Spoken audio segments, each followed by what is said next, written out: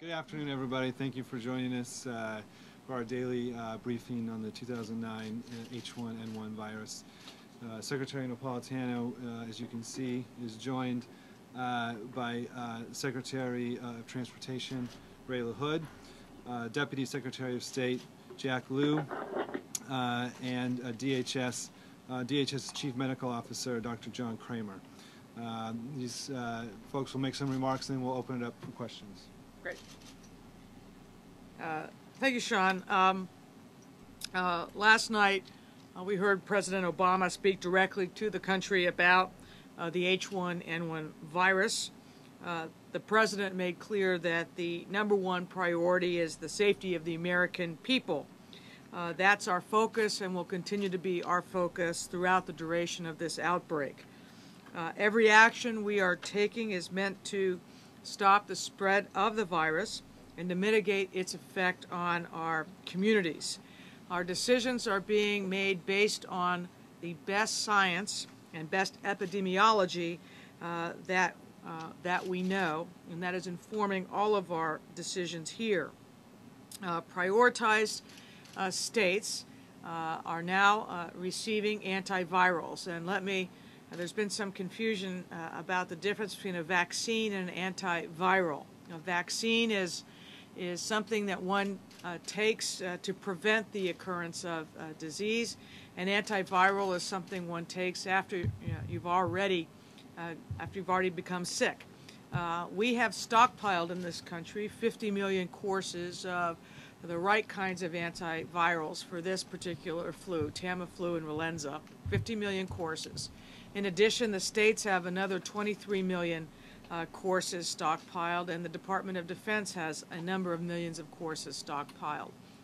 From the national stockpile, we're already moving Tamiflu and Relenza out to the states with a priority to states that have confirmed incidence of disease, and the complete deployment of 25% of the relevant part of the stockpile will be out to the states by the 3rd of May. In addition, we are sending out, in addition to the antivirals, we're sending out gloves and masks and other similar equipment.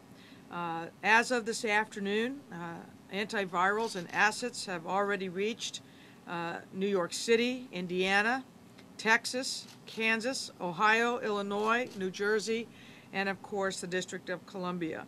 And as I said, more continue to get distributed every day till we're complete with the initial wave of distribution by the 3rd of May.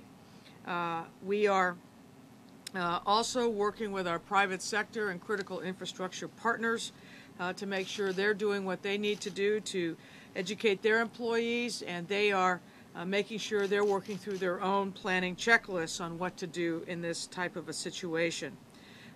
With respect to the borders, based on the information supplied to us by the CDC and the World Health Organization, our position has not changed. Customs and Border Patrol agents continue to watch for travelers who demonstrate signs of illness to make sure that they are taking appropriate action. We are also taking similar action at our nation's airports. But as the President noted last night, closing the entire borders would have no benefit at this point because the virus is already present in the United States. The comparison is clear. It's like closing the barn door well after the horse has left. In addition, the CDC continues to issue community guidance and guidelines for what localities can do, school districts can do as we go through this. If you are a parent and you may believe that at some point your school, the school or schools where your children go may be temporarily closed, be sure you have thought ahead about what you will do with your children and how you make sure that that's appropriately taken care of. And importantly, if a school is closed, it is not closed so that kids can go out to the mall or go out into the community at large.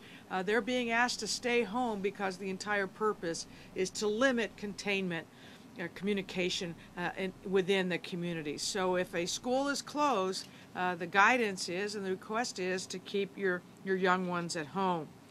Washing hands often with soap and water, covering your mouth if you cough or sneeze, staying home if you are sick, and contacting your healthcare provider or doctor if you have severe flu-like symptoms are all part of the common sense guidance that we are following.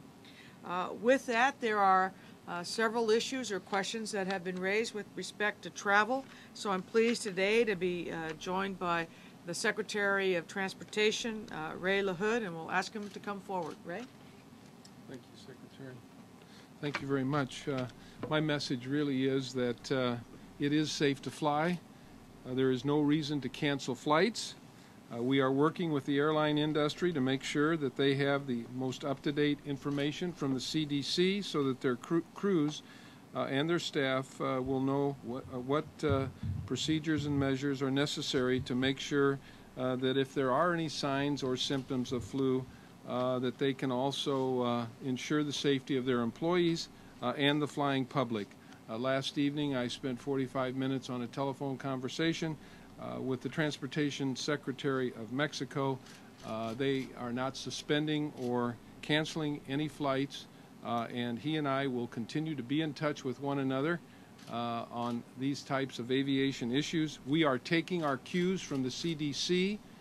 We have been at all of the meetings. Our office, our department has been at all of the meetings that have been coordinated by the CDC and the White House, and we believe that that flying is safe, and we will continue to monitor the situation.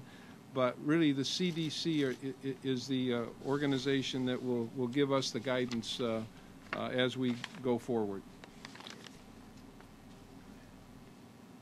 And then Secretary of State.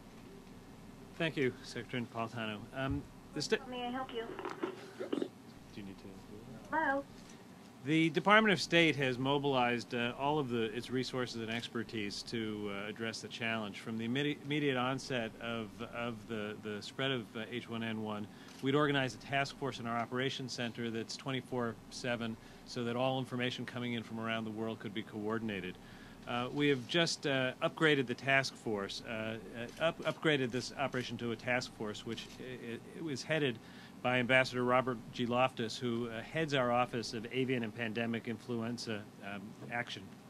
The task force is in constant and close contact with all of our embassies around the world, all of our missions, and it's the point of contact for foreign governments as they reach out to us and as we reach out to them to understand what is developing and what forms of assistance are being requested.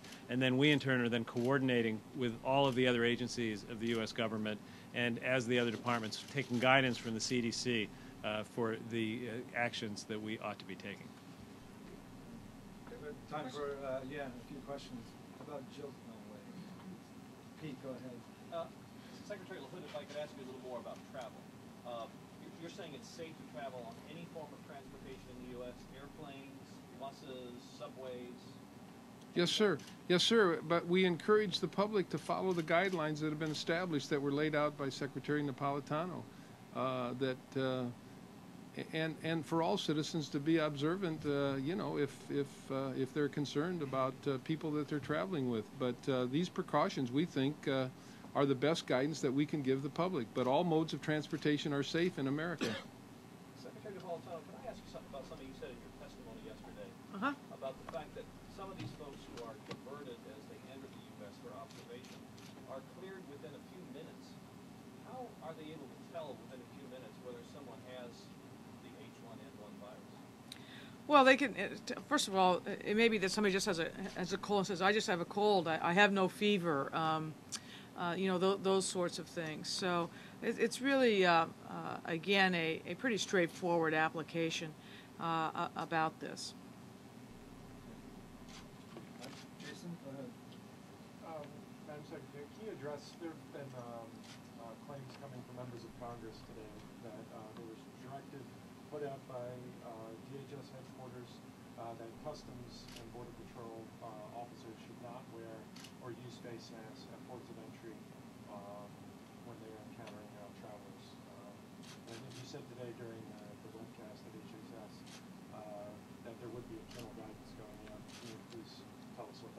That's right. I heard some of those members of Congress, and they just have incorrect information. There has been no departmental guidance given because we were waiting to assemble the best advice we could from others about what should happen with respect to our own employees. But we're in the process, and we'll be issuing guidance out to our own employees, as will be issued to federal employees, I think, generally over the next day or two. Napolitano, you mentioned yesterday at one of the hearings, you've lost track. Seemed like there were a lot of them. Yes, about possibly some change to how visas are issued as a result of this. Can you elaborate on what you meant by that? There might be some delay in issuing when someone applies for a visa. I think what you're referring to is I said in response to a question that we would look at issues relevant to the issuance of H2A visas, which involve agricultural workers. What that says is I don't know what is already done with respect to how those visas are issued, what, if any, health advisories or health checks are given. So we're just going to double check that. Haven't done it yet, though. What's the guidance going to be on the masks? You'll know it when the federal employees get it. They have the opportunity. They should be getting it first, and it has not yet gone to them. Do we have folks on the phone? Somebody was on the phone. They were. I think. Now it's a big chance. Yeah. Okay. I guess we don't. Okay. May I ask a question about the masks? Is there a clear sense among the federal experts about whether masks are effective or not? There seems to have been some sort of contrary opinions about that. Dr. Kingery.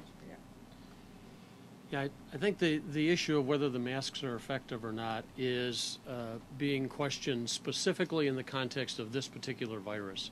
As we look at other viruses and other influenza-related illnesses, there's no question that the masks are effective.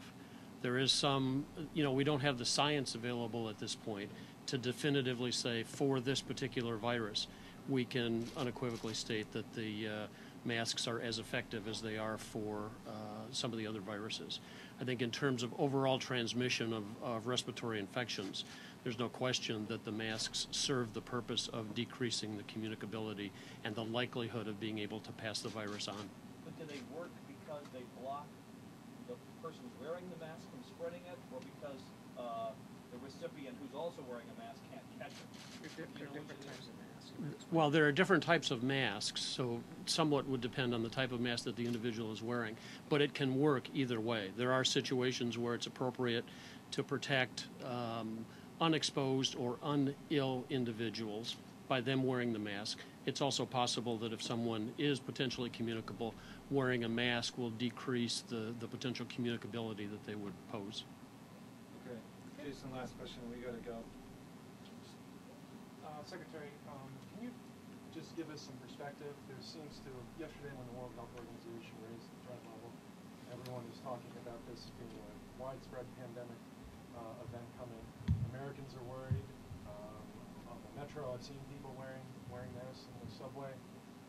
Come out of work and see people on the street, tourists wearing masks in Washington. Just what would you tell Americans to kind of give us a little perspective about the level and how concerned they should be? Well, first of all, I'd say let the scientists, let the doctors be your guide here. And let's have, and what they share with us is their perspective that we go through flu cycles every year. The normal flu cycle, we call it the seasonal flu cycle. And that happens, and with respect to every seasonal flu cycle, we do have 35 to 36,000 fatalities in the United States. It's part and process of that disease. And so what we have here is a pandemic in the sense that it is many places, but right now is presentation as a specific type of flu for which a vaccine is now being prepared and for which antivirals are currently available. They've been stockpiled and they've now been distributed across the country and are in the process of being distributed across the country. And so we can't just, we're not can't just say stop everything. I mean, it's all a matter of communicating accurate information with people as we get more particularized questions, going back and working those through so that answers can be given, which we have been doing every day and will continue to do. But again, this is a flu cycle. It is an out-of-season flu cycle because it's a new flu strain. But antivirals for this strain exist. They've been stockpiled and they have been distributed. So people should know that those plans have been underway for several years, and we're now working through those plans. Okay? Thanks, guys. Thanks.